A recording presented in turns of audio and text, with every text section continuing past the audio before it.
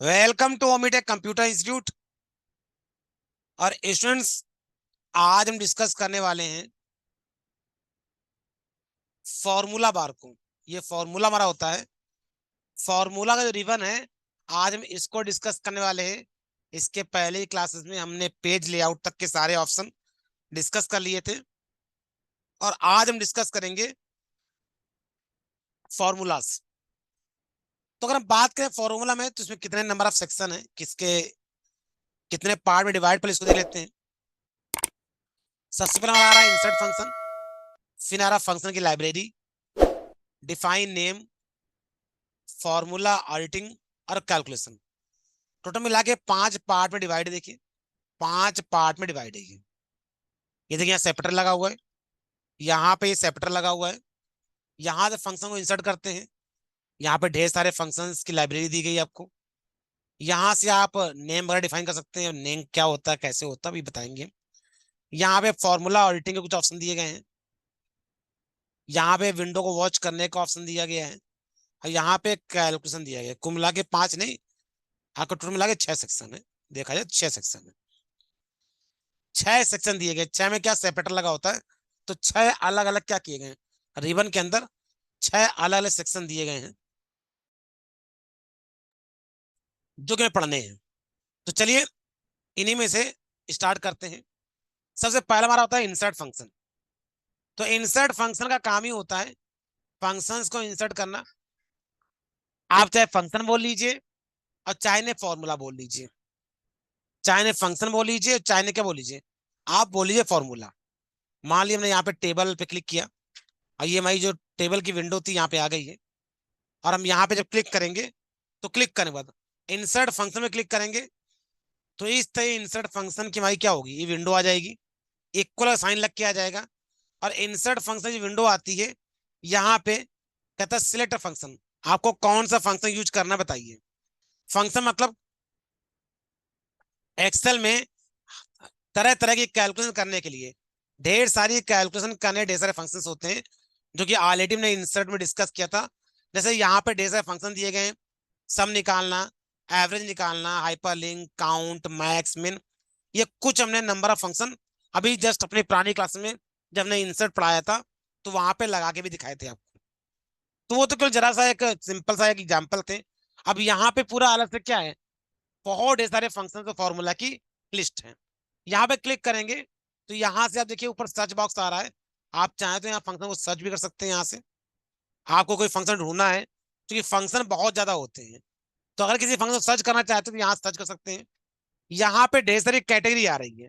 अगर आप यहाँ पे क्लिक करेंगे, तो ऑल ऑल पे क्लिक कर देंगे, तो ढेर सारे फंक्शन देखिए यहाँ पे आ गए हैं। ऑल में देखेंगे तो बहुत ढेर सारे फंक्शन यहाँ पे देखिए आ गए हैं। सभी कैटेगरी फंक्शन यहाँ दिख जाएंगे। और कोई 2 4 5 10 फंक्शन नहीं होते हैं एक्सेल के अंदर, बहुत फंक्शन होते हैं। और आपको एक जानकारी और भी दे दें कि समय के अकॉर्डिंग जितने नंबर ऑफ ऑफिस पैकेज के नए नए वर्जन आए हैं, उन सभी में फंक्शंस के इंप्रूवमेंट देखने को मिले हैं। लगातार फंक्शन में क्या की जा रही है, उसकी जरूरत के अनुसार उनकी बढ़ोतरी की जा रही है। यहाँ पे क्लिक कर देंगे, तो अलग अलग यहाँ पे फंक्शन की कैटेगरी आ रही है। फाइनेंशियल फंक्शंस होते हैं, डेट एंड टाइम के फंक्शंस होते हैं, मैथ एंड ट्रिग्नोमेट्री फंक्शंस होते हैं, स्टैटिकल्स के फंक्शंस होते हैं, लुकअप एंड रेफरेंस की कैटेगरी फंक्शन होते हैं, डेटाबेसेस के फंक्शंस होते हैं, टेक्स्ट के, लॉजिकल के, इंफॉर्मेशन के, इंजीनियरिंग के। मतलब अलग अलग कैटेगरी में जितनी भी कैलकुलेशन होती है, जैसा मैथ में पढ़ रखा है हम लोगों ने, ट्रिग्नोमेट्री की अलग से कैलकुलेशन होती है, स्टैटिकल की हम लोग की अलग से होती है, स्टैटिक्स हम लोग की आती है। तो इस तरीके से अलग अलग कैटेगरी के ऑलरेडी हम लोगों ने कैलकुलेशन पढ़ रखी पहले भी अपनी स्कूल लाइफ में। उन्हीं सारी को मिलाकर क्या हुआ है, यहाँ पे ढेर सारे फंक्शन को दिए गए हैं अलग अलग कैटेगरी अनुसार। तो वो आपको यहाँ से भी देखने को मिलते हैं। आप जिस कैटेगरी पे क्लिक कर देंगे, उस कैटेगरी संबंधित क्या होंगे, यहाँ पे नंबर ऑफ फंक्शन आ जाएंगे। आपको ऑल चाहिए तो आप ऑल पे क्लिक कर लीजिए। तो पहले तो फंक्शंस का जो एक डिमॉन्स्ट्रेशन देखिए कि फंक्शन कितने टाइप के होते हैं। मतलब फंक्शन यहाँ पे कैटेगरी वाइज दिए होते हैं, बहुत ढेर सारे फंक्शंस होते हैं। और इंसर्ट की सहायता से आपको जो भी फंक्शन लगाना हो, आप यहाँ पे लगा सकते हैं। आप यहाँ पे जो भी लगाना चाहे फंक्शन, वो आप यहाँ पे लगा सकते हैं। और अगर आपको फंक्शन का नाम याद है, तो इज इक्वल टू करके आप डायरेक्ट चाहें तो फंक्शन लिख भी सकते हैं। तो बहरहाल ये हो गया इंसर्ट, के इंसर्ट की सहायता से हम यहाँ फंक्शन क्या कर सकते हैं, जहां पे माउस पॉइंटर अवेलेबल है जहां पे, वहां फंक्शन को इंसर्ट कर सकते हैं। तो इंसर्ट फंक्शन की सहायता से हम कोई फंक्शन यहाँ इंसर्ट कर सकते हैं। ये मैंने क्लिक किया, मैंने यहाँ पे क्लिक किया, हमको यहाँ सम फंक्शन चाहिए, तो यहाँ हमने क्या किया, हमने यहाँ पे सम, ये देखिए आ गया, ओके किया, ये देखिए सम का फंक्शन आ गया। करा कहाँ से कहाँ सम करना है, करा A to Z2 हमने कहा कर दो, हमने यहाँ क्या कहा ओके कर दिया। ये देखिए A2 से लेके J2 तक का क्या हुआ, सम हुआ, और यहाँ पे आपको देखने को मिल गया। तो आप इंसर्ट फंक्शन की सहायता से भी सम लगा सकते हैं, नंबर एक तरीका। नंबर दूसरा तरीका, फंक्शन लाइब्रेरी में जाएंगे तो यहाँ पे देखिए ढेर सारा ऑटो सम आ रहा है। ये ऑटो सम वही फंक्शन है जो कि आपने इंसर्ट में यहाँ देखा था, सॉरी होम पे देखा था, होम पे ही रहा। देखो होम पे यहाँ ये ऑटो सम आता है, वही चीज यहाँ पे फॉर्मूला में देखिए ऑटो सम आ रहा है। आप इसकी सहायता से भी सीधे सम कर सकते हैं। तीसरा यहाँ बगल में आ रहा है रिसेंटली यूज, जिन फंक्शन को आपने रिसेंटली भी यूज किया है। रिसेंटली यूज का मतलब हो गया जिन फंक्शन को भी रिसेंटली यूज किया है वो यहाँ पे आ जाएंगे, सम भी रिसेंटली यूज किया है सबसे ऊपर आ रहा है। तो मतलब कहने का जिन फंक्शन को रिसेंटली यूज किया उसकी लिस्ट क्या हो जाएगी, यहाँ पे आ जाएगी, ताकि अगर दोबारा आपको लगाना हो तो दोबारा यहाँ पे क्लिक करके आप उस फंक्शन को दोबारा अप्लाई कर सकते हैं। जिसमें काउंट करना है तो यहाँ काउंट पे क्लिक कर देंगे, तो काउंट फंक्शन क्या हो जाएगा, अप्लाई हो जाएगा, मतलब गिन करके बता देगा, गिन करके क्या करेगा, काउंट कर बताएगा K2 K3, मतलब इसको चेंज कर देते हैं, यहाँ से यहाँ ले लेते हैं। इसमें काउंट करना है हमको, हम यहाँ पे काउंटिंग को चेंज करते हैं कि मैं काउंट यहाँ नहीं कराना है। हमने काउंट पे क्लिक किया, अब ये क्या कर रहा है, K2 से K3 काउंट कर रहा है। हमने कहा नहीं, K2 से K3 काउंट नहीं करना है, हमने कहा हमें यहाँ पे ये काउंट करना है कि A4 से J4, और ओके कर देंगे। तो करा कुल मिला के 10 नंबर हैं इसके अंदर। तो इस तरह से काउंटिंग का यूज कर दिया। मतलब रिजल्ट यूज में क्या होता है, लास्ट रिजल्ट में फंक्शन होता है वो आता है। इसके बाद फिर शुरू होती है कैटेगरी, यहाँ पे क्लिक किया तो सारे फाइनेंशियल फंक्शन आ गए, जो कि ऑलरेडी आपको इंसर्ट में देखने को मिलता है। लॉजिकल फंक्शन में लॉजिकल फंक्शन आ गए, टेस्ट फंक्शन, मतलब कैटेगरी के अनुसार क्या हो गए, यहाँ फंक्शन क्या कर रखा है, डिवाइड कर रखा है। और मोर फंक्शन क्लिक करेंगे तो यहाँ फिर से स्टैटिकल के अलग आ जाएंगे, इंजीनियरिंग अलग आ जाएंगे, क्यूब के अलग आ जाएंगे, और इंफॉर्मेशन के अलग आ जाएंगे। कुल मिला के मुद्दा ये है कि फंक्शंस का बहुत बड़ा टॉपिक एक्सेल में अवेलेबल है। और देखा जाए तो पूरे एक्सेल में इसकी जो पूरी जान है वो क्या है, फंक्शंस। जितने ज्यादा फंक्शन आपको आएंगे उतना बेहतर आपका एक्सेल में कमांड होगा।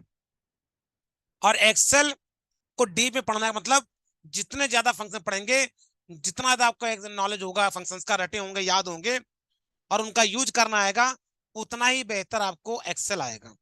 तो एक्सेल का टोटल जो यूज है वो क्या है, कैलकुलेशन करने के लिए, बाकी फॉर्मेटिंग करने के लिए, एक्सेल पे फॉर्मेट बनाने के लिए, डिजाइन बनाने के लिए ऑलरेडी होम, इंसर्ट और पेज लेआउट में जितना उसे पढ़ने थे वो सब आपने पढ़ लिए हैं।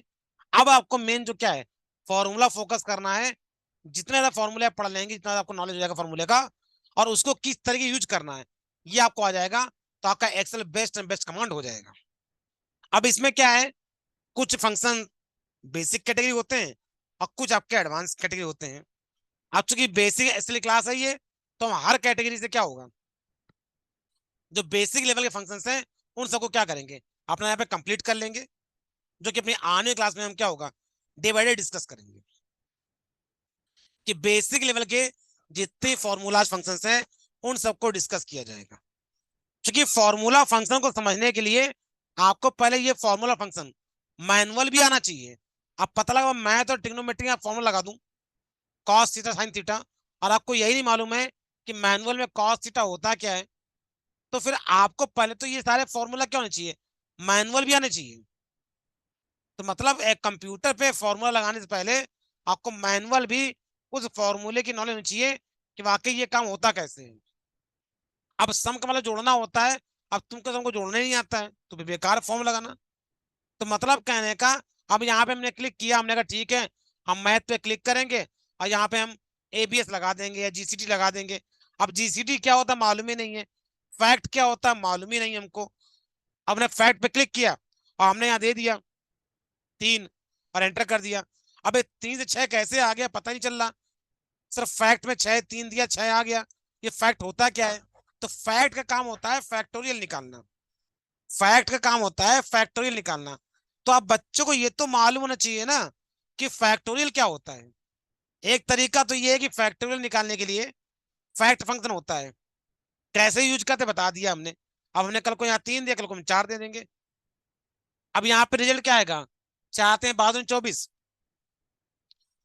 कि जिस बच्चे को फैक्टोरियल मालूम होगा, जिस बच्चों को ये मालूम होगा मैथ में फैक्टोरियल क्या होता है और फैक्टोरियल कैसे कैलकुलेट करते हैं, वो बच्चा समझ जाएगा हाँ सर फैक्टोरियल सही निकला है। अब पता लगा हमको यही नहीं मालूम है कि फैक्टोरियल क्या होता है, तो चले पहले उसको पहले ये समझना जाए कि फैक्टोरियल क्या होता है, ये पढ़ाओ। और फिर निकालते कैसे ये पढ़ाएं। तो भैया देखिए, कुछ जो बेसिक लेवल पे है चीजों को पढ़ाना, वो तो संभव है, चलो पढ़ा देंगे एक बार में।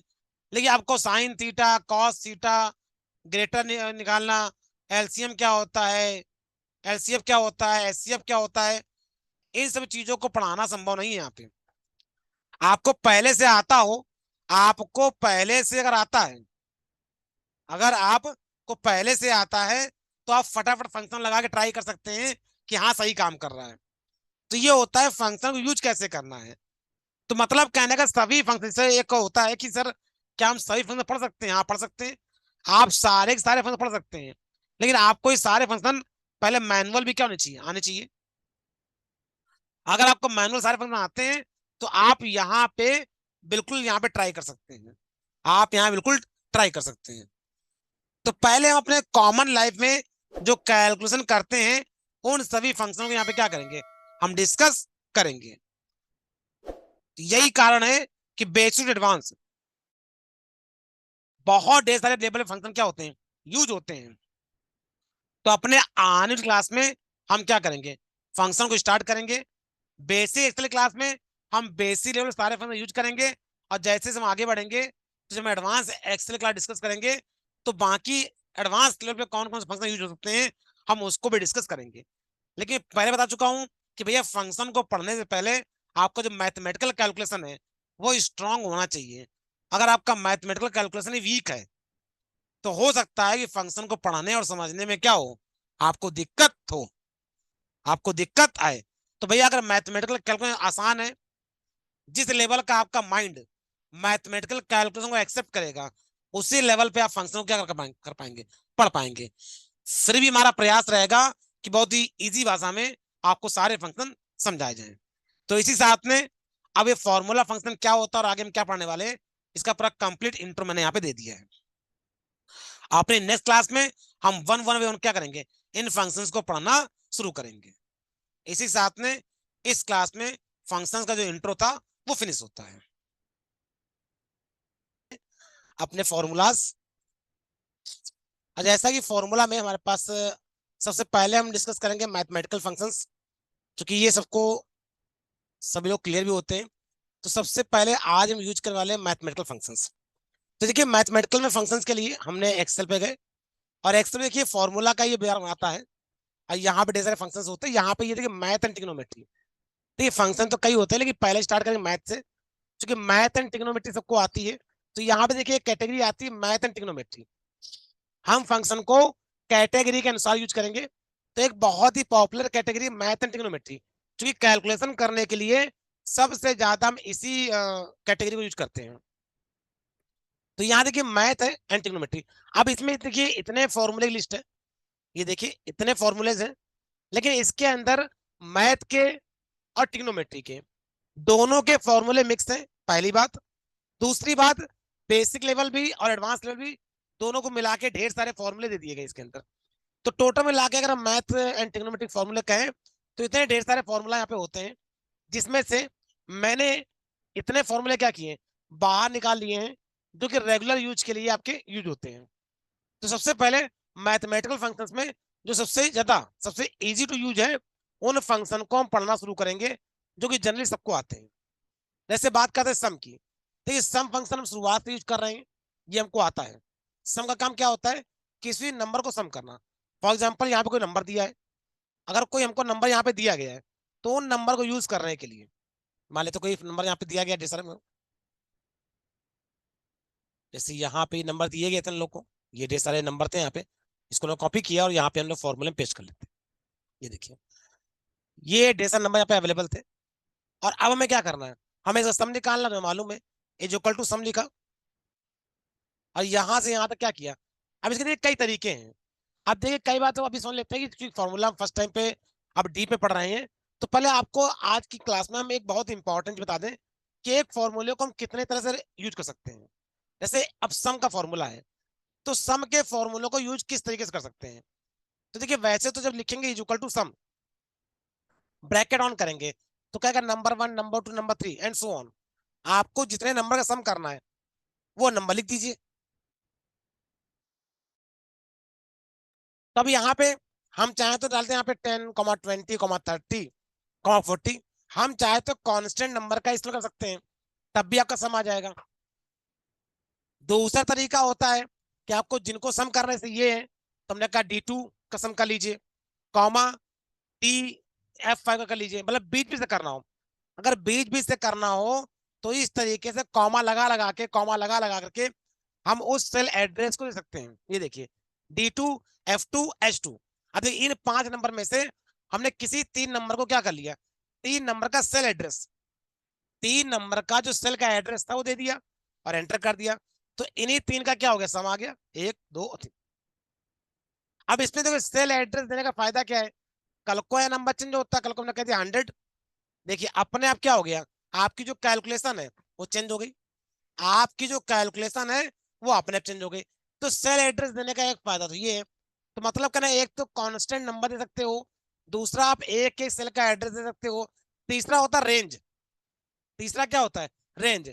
इन शब्दों को समझ लीजिए आप, एक होता है सिंगल सेल एड्रेस और एक होता है रेंज। रेंज का मतलब क्या होता है, हमको यहां से लेके यहां तक पूरा सम करना है, तो इस पूरे को हम क्या करेंगे, सिलेक्ट कर लेंगे इस तरीके से, इस पूरे को सिलेक्ट कर लेंगे। और जैसे सिलेक्ट कर लेंगे देखिए यहाँ पे अपने आप देखिए रेंज आ गई है, क्या आ गई है, D2:H2, कह रहा है D2 से लेकर के और कॉलन लगा दिया और कहां तक, H2 तक। तो मतलब रेंज देने का सिस्टम समझिए कि रेंज देनी कैसे होती है, D2 और फिर कॉलन लगा करके। जबकि अगर अलग अलग देना होता, अगर इसी को हमें अलग अलग देना होता तो कह देते हैं D2 कॉमा लगा करके। मतलब कि अगर अलग अलग सेल देनी है तो आप कॉमा लगा लगा देंगे, ये देखिए इस तरीके से, comma E2, comma F2, comma G2 और कॉमा H2, कॉमा लगा लगा देंगे, ध्यान रखिएगा। तो कॉमा से क्या होता है, एक एक सेल एड्रेस देते हैं हम लोग, और आप एंटर करें तो सम हो जाएगा। लेकिन अब मानिए अभी 5 नंबर है तो लिखा आपने, कल को 6 7 8 यहाँ पे डबल कॉलम नहीं सिंगल कॉलम होगा। अब कल को यहाँ पे 10 होते, 20 होते, 25 होते, तो चूंकि एक साथ लगातार पूरी लिस्ट है, एक साथ पूरी लगातार लिस्ट है, तो ऐसे केस के लिए इसको और इजी करने के लिए, इसको और ज्यादा इजी करने के लिए क्या किया गया, इसमें रेंज का सिस्टम दिया गया।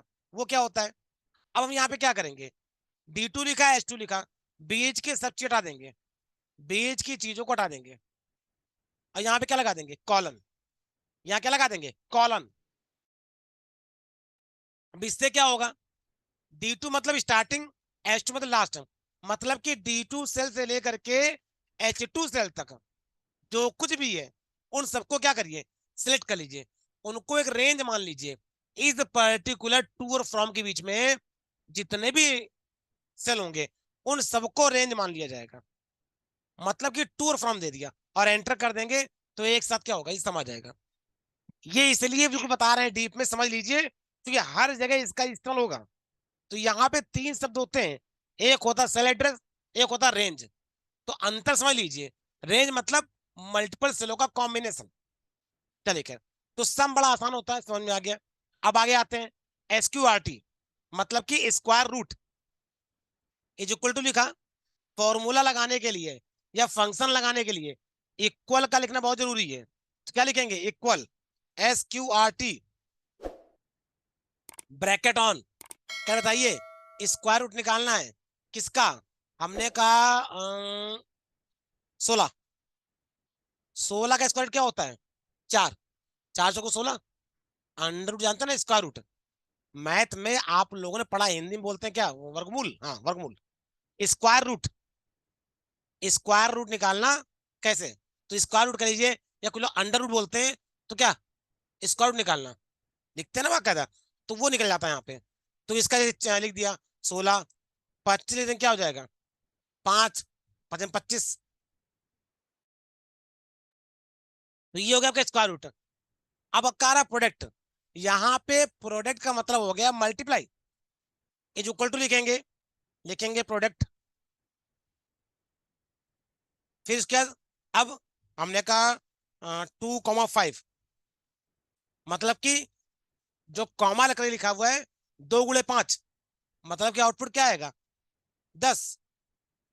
ये क्या है, जैसे 2,5 अगर सम लिखते तो क्या आता 7, और प्रोडक्ट का क्या आ गया मल्टीप्लाई, तो सम मतलब जोड़ना, और प्रोडक्ट मतलब मल्टीप्लाई करना। अगर आपको लगता है 2 × 5 और फिर करना कि मल्टीप्लाई 4, तो कितना हो जाएगा, सॉरी 4, तो 5 में 10 चौको 40, मतलब कॉमा करके जितना लिखते जाएंगे उन सबका क्या हो जाएगा मल्टीप्लाई आ जाएगा। और अगर रेंज में लगाना चाहते हैं कि सर रेंज में कैसे लगाएंगे, तो इक्वल टू क्या लिखेंगे प्रोडक्ट ब्रैकेट, और यहां से यहां तक पूरा सिलेक्ट कर लेंगे, या चाहे तो लिख भी सकते हैं D2:S2 और एंटर कर देंगे, ये लीजिए। इन सबको मल्टीप्लाई करेंगे ना, आप करके देख लेना कैलकुलेटर से, इतना लंबा चौड़ा आएगा। तो मतलब सम कैसे करते हैं देख लिया, स्क्वायर रूट कैसे निकालते हैं, प्रोडक्ट कैसे निकालते हैं, आगे बढ़ते हैं।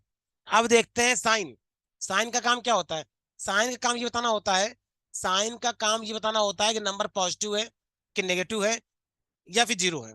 मान लो यहाँ लिखा -234, फिर लिखा प्लस का 345, और लिख दिया जीरो। अब लिखा is equal to sine bracket on, यहाँ पे इसको लिया D5 और एंटर कर दिया, तो क्या कर रहा है -1, मतलब कि अगर कोई नेगेटिव नंबर होगा तो आपको क्या मिलेगा आउटपुट -1, अगर कोई पॉजिटिव नंबर होगा लाइक एज ये, एंटर करेंगे तो क्या मिलेगा आपको 1, पॉजिटिव नंबर होगा तो 1 मिलेगा, नेगेटिव नंबर होगा तो माइनस मिलेगा, और सर अगर जीरो हुआ तो जीरो में क्या मिलेगा जीरो। तो मतलब ये नंबर के साइन को बताने के लिए होता है, ये हमारे नंबर के साइन को बताने के लिए होता है कि पॉजिटिव होगा या नेगेटिव होगा।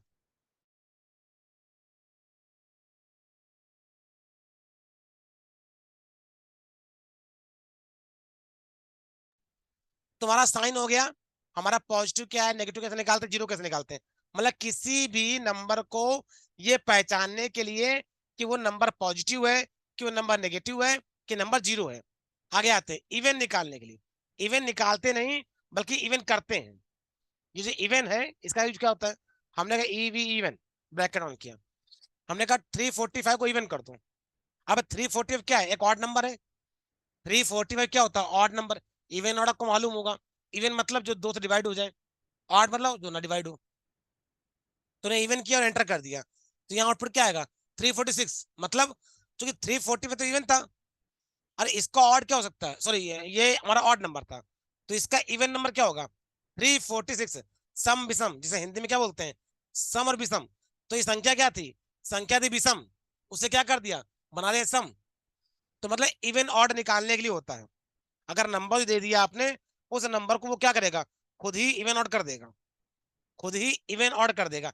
जैसे यहाँ इवन है वैसे कहीं ऑड भी आता है, ये ऑड है देखिए। अब अगर कल को हम क्या करते हैं, ये जो इक्वल टू और हमने कहते ऑड, हमने कहा ऐसा करो 6 का ऑड निकालो, तो 6 अपने आप में एक इवन नंबर है, और एंटर कर दो तो क्या निकलेगा इसका ऑड, तो इसमें एक और जोड़ देगा तो क्या निकल जाएगा ऑड निकल जाएगा। अब अगर सर हम 7 ही दे दें तो क्या होगा, तो भैया 7 दे दो कोई चेंजमेंट ही नहीं होगा, क्योंकि 7 अपने आप में क्या है एक ऑड नंबर है। तो मतलब इवन का काम होता है नंबर को इवन में कन्वर्ट करना, ऑड का काम होता है नंबर को ऑड में कन्वर्ट करना, सिंपल है। आगे आते हैं फैक्ट, बताया था मैंने इसके पहले भी कभी क्लास में, फैक्टोरियल निकालने के लिए, फैक्टोरियल निकालने जब कहा 5 का निकालिए फैक्टोरियल, तो 5 × 4 × 3 × 2 1, इस तरीके से क्या होगा 5 का निकलेगा फैक्टोरियल, कितना आएगा 120, फैक्टोरियल 120, फ्लोर अभी हमारे काम का नहीं, इसको हटा देते हैं। फ्लोर और सीलिंग बाद में डिस्कस करेंगे, नीचे हमने रख दिया है। तो अब यहाँ पे आ जाते हैं, फैक्टोरियल डिस्कस कर लिया। इंट, इंट का काम क्या होता है? हमने लिखा इज इक्वल टू इंट, फिर हमने यहाँ नंबर दे दिया और ब्रैकेट कर दिया बंद। तो इंट का काम होता है फ्रैक्शन पॉइंट को हटा देना। मतलब सर, दशमलव के बाद जो नंबर होते हैं, दशमलव के बाद जो नंबर होते हैं, 23.56 एंटर किया, तो जितने भी डेसिमल पॉइंट्स होंगे ये दशमलव क्या करेगा, रिमूव कर देगा। इंट का काम होता है, इंट का मतलब होता है कंप्लीट नंबर। टेक्निकल लैंग्वेज में ये आपका 23 क्या है, ये इंटीजर है। और ये जो आपका लिखा हुआ है ये क्या है, ये आपका दशमलव पॉइंट, इसे बोलते हैं फ्रैक्शन। इसे क्या बोलते हैं, फ्रैक्शन। तो इसको बोलते हैं इंटीजर, इसको बोलते हैं फ्रैक्शन। इंटीजर मतलब कंप्लीट नंबर, फ्रैक्शन मतलब जिसमें कि दशमलव करके क्या हो, पॉइंट करके कोई चीज लिखी गई हो, दशमलव करके पॉइंट करके लिखा गया है। तो इंट का काम होता है, अगर कोई नंबर है, यहाँ अब राउंड नहीं हो रहा है, अगर आप इस समझे सर राउंड कर रहे हैं, राउंड नहीं कर रहे हैं, हम यहाँ पे इसको राउंड नहीं कर रहे हैं। हम यहाँ पे अगर हम कल को 23.9 भी लिख के देते तो भी आउटपुट क्या आएगा, 23 ही आएगा।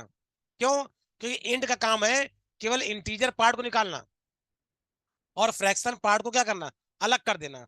राउंड अभी नीचे पढ़ाएंगे, राउंड अभी नीचे पढ़ाएंगे। आगे आते हैं, मॉड। मॉड कैसे निकालते हैं, इज इक्वल टू, मॉड होता क्या है, मॉड ये इंग्लिश शब्द है। मॉड का काम होता है शेषफल निकालना, रिमाइंडर। मॉड को ही एक दूसरा इसका सिनोनिम से रिमाइंडर निकालना, मतलब डिवाइड करने के बाद, हिंदी वाले, डिवाइड करने के बाद जो शेषफल बचता है। मतलब हमने कहा कि 11 है, 11 को क्या करो तुम 2 से या मतलब 3 से डिवाइड कर दो। 11 नंबर को अगर 3 से डिवाइड करेंगे तो शेषफल मतलब कि रिमाइंडर, जिसे हम बोलते हैं मॉड, वो कितना आएगा, तो 3 त्रिक का 9, 2। अगर 3 से 11 में भाग देंगे तो 2 हमारा क्या आएगा, रिमाइंडर। ये देखिए, तो रिमाइंडर निकालने क्या करते हैं, हम मॉड का यूज करते हैं। अगर हमें रिमाइंडर निकालना है तो क्या होता है, मॉड फंक्शन होता है। इस तरीके से आप देख रहे हैं अलग अलग कैलकुलेशन की क्या हो रहा है, अलग अलग फंक्शन दिया गया है। पाई, पाई में कुछ नहीं करना है, बस इक्वल टू लिखना है, पाई लिखना है। तो पाई का काम होता है पाई का मान निकालना। पाई का मान क्या होता है, 3.14 समथिंग। ये देखिए, मतलब पाई फंक्शन का काम होता है, क्योंकि कई बार क्या होता है जब हम क्षेत्रफल निकालते हैं, हम एरिया निकालते हैं, तो वहां पाई लिखता है, पाई स्क्वायर फॉर्मूला होता है। तो पाई की वैल्यू देनी होती है, तो पाई की बाय डिफॉल्ट वैल्यू पहले से हमें मालूम होती है, 3.14 होती है। तो पाई लिखेंगे तो अपने आप क्या आ जाएगा, पाई की वैल्यू आ जाएगी। कुछ नहीं किया है, इज इक्वल टू लिखा, पाई लिखा, 2 ब्रैकेट लगा, एंटर कर दिया, तो पाई निकल गया। आगे आते हैं, power, is equal to power, bracket on किया, ये पावर ये होता है जिसमें कहा 2 की पावर 5, 2 की पावर 5 कितना आउटपुट आएगा, 2 की पावर 5 मतलब 2 गुणे 2 गुणे 2 गुणे 5 टाइम आएगा। तो 2 की पावर 5 मतलब कि 32, 2 का गुणा 5 बार। तो आपको पावर निकालने के लिए, पावर में नीचे क्या होता है, नंबर मतलब बेस, ये 2 क्या है, ये है नंबर मतलब कि बेस, और कॉमा करके जो दूसरा वाला होता है वो क्या होता है, पावर, वो क्या होता है, पावर। आगे आते हैं, ये रहा राउंड, ये क्या है, राउंड, मतलब कि राउंड निकालने के लिए। तो चलिए राउंड निकालते हैं। राउंड निकालने के लिए इक्वल टू लिखेंगे, राउंड। अब राउंड 3 प्रकार के होते हैं, पहले सिंपल राउंड देखते हैं। हमने कहा 23 और 45 ये वाला नंबर है, और इसे राउंड करना है। करेक्ट, कितने डिजिट तक राउंड कर दें, तो हमने कहा 0 डिजिट तक, 0 डिजिट तक क्या करिए, राउंड कर दीजिए, या चाहे तो 1 डिजिट तक राउंड कर दीजिए। अब देखिए, 1 डिजिट तक राउंड करना मतलब क्या हो गया, 23 पॉइंट के बाद जो 2 डिजिट आ रहा है वो 1 हो जाए। अब ये क्या करेगा, 23.45, तो 0.45 5 को हटाएगा। राउंड में पॉइंट के बाद चीजों को हटाने का नियम होता है क्या, अगर 0.5 से ज्यादा हो तो जस्ट लेफ्ट हैंड साइड में क्या होगा, 1 ऐड कर देंगे, और अगर 0.5 से नीचे होगा तो उसको हटा देंगे, कुछ भी ऐड नहीं करेंगे। अब यहाँ पे अगर 5 ये हटेगा, अगर ये 5 हटेगा यहाँ पे, तो क्या होगा, ये 5 क्या है, ज्यादा मतलब 5 की इक्वल है, तो यहाँ लेफ्ट में क्या होगा, एक ऐड होगा, तो इसका आउटपुट क्या आएगा, 23.5। ये देखिए, आप लोग को राउंड निकालना आता होगा, अगर इसके आगे हम वो लिख दें, ये 23.456। अब अगर 6 हटेगा, तो बगल में 23.46 हो जाएगा, 5 को क्या कर देंगे, 6। ये राउंड का काम जो बाय डिफॉल्ट होता है। और अगर यहीं पे क्या कर देते हैं, 4 या 3 होता, तो आउटपुट क्या आएगा, 23.45। क्योंकि 3 जो है वो 5 के लेस है, एंटर कर दिया। अब देखिए यहाँ पे, अब यहाँ हो क्या रहा है, अब ये सारा 20 जब 3.5 क्यों आ रहा है, क्योंकि एक लिखा है, एक का मतलब है एक का डिजिट आएगा, बाकी सबको क्या कर देगा, राउंड कर देगा। राउंड कैसे किया इसने, 3 हट गया, तो यहाँ क्या आ गया, यहाँ 5 बना रहा। अब जो कि 5 खुद अपने बड़ा है, तो यहाँ पे क्या होगा, आप इसको कहिए 2 डिजिट तक, ये समझिए। अब देखिए 23.45 आएगा, और जबकि यहाँ पे अगर 6 कर देंगे, या 7 कर देंगे, या 8 कर देंगे, 5 के ऊपर कर देंगे, तो 5 के बगल में क्या हो जाएगा, 6 हो जाएगा। अरे राउंड करने का जो मेथड होता है वो लग रहा है यहाँ पे। अब राउंड क्या होता है ये आपको मैथ में आना चाहिए, बेसिक चीज़ समझा दिया आपको। अब कहते हैं राउंड डाउन की, राउंड डाउन की, राउंड डाउन काम होता है हर हाल में डाउन करना। हमने कहा 23.56, और हमने कहा कि आप एक काम करिए, सेम नंबर लेते 5 6 7, हमने कहा 2 डिजिट राउंड कर दीजिए, तो ये क्या करेगा, पॉइंट का 2 डिजिट रखेगा, तो यहाँ पे जब कितने डिजिट है, तो एक को हटा देगा, 5 6 7। लेकिन जो डाउन कर रहा है, डाउन का मतलब ये है कि नंबर हटाएगा, और जस्ट बगल वाले में क्या करेगा, कुछ भी ऐड नहीं करेगा, सेम रखेगा। डाउन का मतलब डाउनवर्ड होता है, डाउन में क्या होता है, 0.5 के बाद का रूल काम नहीं करता है। और अगर हम यही सेम फंक्शन कहाँ लगा दें, सेम फंक्शन नीचे लगा दें, तो यहाँ पे क्या होगा, यहाँ पे अपवर्ड होता है, मतलब बढ़ता है, यहाँ पे क्या होता है, बढ़ता है। लेकिन दोनों में क्या होगा, आपको सेम चीज देखने को मिलेगा, सेम चीज देखने को मिलेगा, डाउनवर्ड और अपवर्ड। इसको करिए 0 0। राउंड क्या करेगा, ये क्या करेगा, राउंड अप वाला, राउंड अप डाउन करेगा, मतलब कि डिजिट में क्या करेगा, इसमें प्लस माइनस जो पंगा होता है वो हट जाता है, प्लस माइनस का जो पंगा होता है वो हट जाता है। और राउंड डाउन क्या होता है, राउंड डाउन, राउंड अप, ये एक बढ़ाएगा और एक घटाएगा, एक बढ़ाएगा और एक घटाएगा। मतलब अभी के लिए इसको हटा ही दीजिए, क्योंकि इसमें ज्यादा कंफ्यूजन ना आपको हो, आप राउंड समझिए सिर्फ। अभी क्या करिए, आप समझिए राउंड, राउंड का जो बेसिक फंक्शन होता है मैथ में, आप उसका करिए इस्तेमाल। तो इतने फंक्शन आपके इजी थे जो कि आपने मैथ में समझे हुए हैं। बाकी अभी समझने के लिए और भी है, जीसीडी क्या है, एलसीएम क्या है, सीलिंग क्या है, फ्लोर क्या है, ये वो फंक्शंस हैं जो आपको तुरंत एक बार में क्या हो जाएंगे, समझ में आ जाएंगे। तो बेसिक मैथमेटिकल फंक्शंस क्या होते हैं, उनको किस तरीके से यूज करते हैं, ये हमने अपने आज के क्लास में कुछ डिस्कस किया। कि क्लास में हम डिस्कस करेंगे अपने टेक्स्ट फंक्शन को, टेक्स्ट कैटेगरी जो फंक्शन होता है उसको हम डिस्कस करने वाले हैं। तो इसके लिए हम लोग आ जाते हैं अपने एक्सेल पे और जूम कर देते हैं। तो आज हम डिस्कस करेंगे क्या, टेक्स्ट फंक्शन को। तो चलिए, तो टेक्स्ट फंक्शन में हम लोग सबसे पहला हमारा फंक्शन है उसको डिस्कस करते हैं, वो है लेफ्ट। देखो होते बहुत फंक्शन है, कितने होते दिखा दूं मैं आपको। तो यहाँ पे हम डिस्कस करें टेक्स्ट फंक्शन, तो टेक्स्ट के लिए यहाँ पे क्लिक करेंगे। ये देखिए इतने ढेर सारे हमारे टेक्स्ट के जो फंक्शन है वो अवेलेबल है। टेक्स्ट का मतलब होता है जो हम वर्ड लिखते हैं, जो हम वर्ड लिखते हैं उस वर्ड से संबंधित, अगर हमें कोई फंक्शन परफॉर्म करना है, कोई टास्क परफॉर्म करना है, तो उसके लिए होता है। अब मैं कुछ फंक्शन को करके दिखाता हूं तो आपको इसका मीन समझ में आ जाएगा, इसका क्या इंपॉर्टेंस है। तो पहला लेफ्ट फंक्शन है। लेफ्ट फंक्शन का काम क्या होता है, ये क्या काम होता है, इसको हिंदी में लिख दिया गया नोट्स के अंदर, आप इसे पढ़ सकते हैं, कैसे यूज करते हैं वो भी लिख दिया गया है। मैं सीधे आपको करके दिखाता हूँ। मैं आपको नोट्स को पढ़ना बताया, नोट्स पढ़े कैसे जाते हैं। जैसे लिखा है, इस फॉर्मूला के जरिए किसी भी टेक्स्ट के लेफ्ट साइड से जितने चाहे उतने लेटर निकाल सकते हैं। लेफ्ट लिखेंगे, टेक्स्ट लिखेंगे, कॉमा लगा के नंबर ऑफ कैरेक्टर लिखेंगे। जैसे यहाँ एग्जांपल दे दिया गया, लेफ्ट लिखा, हेलो सीमा लिखा हुआ है, कॉमा करके 5 का तो हेलो लिख के आ गया है। तो इस तरीके से इसका यूज करते हैं। तो मैं इसको सीधे रियल आपको लाइव करके दिखाता हूँ। तो लेफ्ट के लिए हमने लिखा is equal to left, bracket on किया। अब चूंकि टेक्स्ट लिखना है तो ध्यान रखिएगा, आपको सीधे टेक्स्ट लिखना हो फंक्शन के अंदर। अगर फंक्शन के अंदर टेक्स्ट लिखना हो तो डबल कोट्स के अंदर लिखेंगे। कैसे लिखेंगे? डबल कोट्स के अंदर। ये देखिए यहाँ दिखा भी गया, डबल कोट्स के अंदर लिखा गया है। तुमने यहाँ लिख दिया वेलकम टू ओमीटेक, अब बंद कर दिया। अब मुझे वेलकम निकालना है इससे।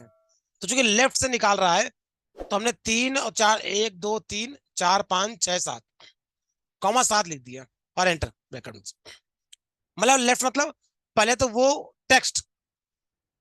टेक्स्ट जिससे आपको नंबर ऑफ कैरेक्टर निकालने हैं, जिससे आपको लेफ्ट के नंबर ऑफ कैरेक्टर निकालने हैं। तो हमने लिखा वेलकम टू ओमीटेक और कॉमा 7 लिख दिया और एंटर कर दिया। तो क्या होगा? वेलकम आ जाएगा लिख करके। जबकि पूरा टेक्स्ट क्या था? पूरा टेक्स्ट क्या था हमारा? Welcome to Omitech computer institute. दिखा दूं आपको, पूरा टेक्स्ट क्या था? वेलकम टू ओमीटेक, कॉमा लगा 7 लिख दिया, लेफ्ट फंक्शन है। तो लेफ्ट का काम हुआ क्या? वेलकम निकाल दे दिया हमको, हमने एंटर कर दिया। जैसे लेफ्ट होता है वैसे हमारा एक राइट भी होता है। राइट का काम क्या होता है? सेम फंक्शन कॉपी कर लेते हैं, नीचे पेस्ट कर देते हैं। अब मैंने यहाँ पे क्या किया? लेफ्ट को हटा दिया और क्या लिख दिया? Right. Welcome to Omitech, welcome to Omitech. अब देखिए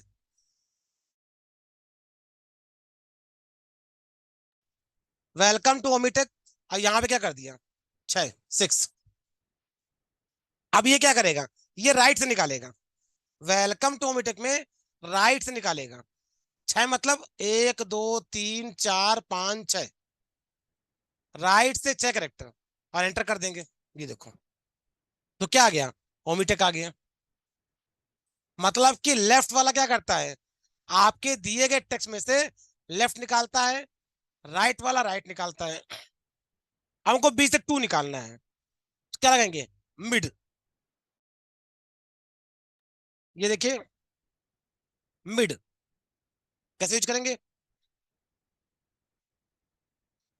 तो अभी हम क्या करते हैं, कंट्रोल डी कर लिया है। कंट्रोल डी से भी क्या होता है? ऊपर ये चीज होती है नीचे आ जाती है। आप कॉपी पेस्ट कर लीजिए, कंट्रोल डी कर लीजिए। अब यहाँ पे चेंज करेंगे। यहाँ फंक्शन कौन सा है? फंक्शन है मिड। क्या है? मिड। फिर यहाँ पे टेक्स्ट लिख दिया वेलकम टू ओमीटेक। देखिए फंक्शन में नीचे बताता रहता है। अरे पहले लिखिए टेक्स्ट, फिर क्या इसमें लिखिए स्टार्ट नंबर और फिर नंबर ऑफ करेक्टर। देखिए नॉर्मली लेफ्ट राइट में क्या होता है कि लेफ्ट का मतलब लेफ्ट से निकालेगा, राइट मतलब राइट से निकालेगा। लेकिन जो मिड है, मिड में आपको ये बताना पड़ेगा कि भैया किस पोजीशन से निकालना है, मतलब स्टार्ट नंबर पोजीशन। तो यहाँ 2 निकालना चाहते हैं, मार्क 2 निकालना है। तो हमने कहा 1 2 3 4 5 6 7 और एक स्पेस है 8। 2 टी कहाँ से है? 9 नंबर से। तो हमने कहा 9 नंबर से निकालिए। हमने कहा ठीक है, 9 नंबर से निकालेंगे। और कितने नंबर ऑफ करेक्टर? हमने कहा 2 ही निकालना है, टी और ओ। तो क्या लीजिए 2। तो 9 2 मतलब 9 मतलब किस पोजीशन से स्टार्ट करना है निकालना। हमने कहा 9 नंबर से।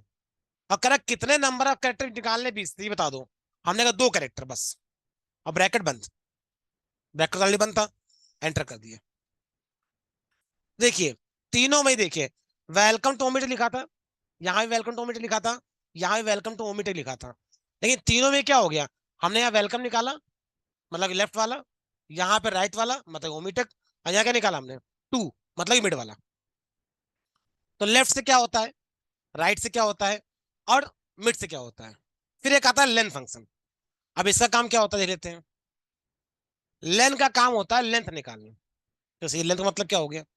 तो लेंथ के लिए पहले आ जाते हैं फंक्शन वापस। फंक्शन का नाम है लेन, LEN लेन। लेन में क्या करेंगे? केवल हम वो टेक्स्ट वो टेक्स्ट लिख देंगे जो कि क्या करना है, जिसका लेंथ निकालना है।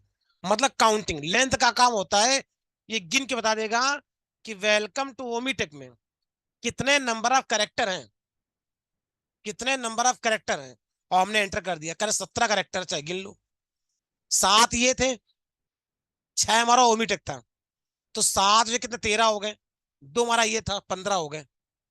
अब हमारा क्या हो गया, एक स्पेस यहाँ पे था और एक स्पेस यहाँ पे था, तो वो भी काउंट होगा। ध्यान रखिएगा, ऐसा नहीं कि स्पेस तो काउंट नहीं होगा, क्योंकि जगह तो ले रहा है ना। तो कह रहा कुल मिला के 17 करेक्टर हैं। कितने हैं? 17। गिने कैसे? 7 ये थे, 6 ये थे, 2 ये थे, और 2 हमारा स्पेस हो गया। तो लेंथ का मतलब होता है लेंथ काउंट करना, या यूं कह लो कि नंबर ऑफ कैरेक्टर को काउंट करना। ठीक, आगे बढ़ते हैं। ये सब लिखा हुआ है, आप पढ़ना पढ़िएगा। फिर हमारा होता है फाइंड, ढूंढना। फाइंड का क्या मतलब? फाइंड और रिप्लेस जानते भी हैं। हमने क्या किया है, पूरे पूरे एक्सेल में फाइंड किया है और रिप्लेस किया है। तो ये भी क्या करता है, फाइंड करता है और रिप्लेस करता है। ये भी क्या करेगा, फाइंड कर लेगा और रिप्लेस कर देगा। तो पहले क्या करते हैं, फाइंड करते हैं। तो फाइंड कैसे करेंगे, तो आ जाते हैं भैया। हमने यहाँ लिया और हमने इसको यहाँ पे फाइंड करना शुरू करते हैं। तो हम लोग पहले फंक्शन लिखते हैं फाइंड। तो फाइंड लिखा है, फाइंड लिखा हमने। फाइंड करा करा क्या फाइंड करना है, पहले फाइंड टेक्स्ट लिखिए जो फाइंड करना चाहते हैं। तो हमने कहा मान लेते हैं कि हमें फाइंड करना है ई, कॉमा। ठीक है, जब पहले हम लोग डब्ल्यू फाइंड करते हैं, कैपिटल डब्ल्यू, और फिर कॉमा, विद इन टेक्स्ट। और हमने क्या किया, बंद कर दिया और एंटर कर दिया। कह रहा ठीक है, डब्ल्यू फाइंड हुआ है। कहाँ पे, फर्स्ट पोजीशन पे। अब सवाल उठता है बताता क्या है, तो फर्स्ट पोजीशन।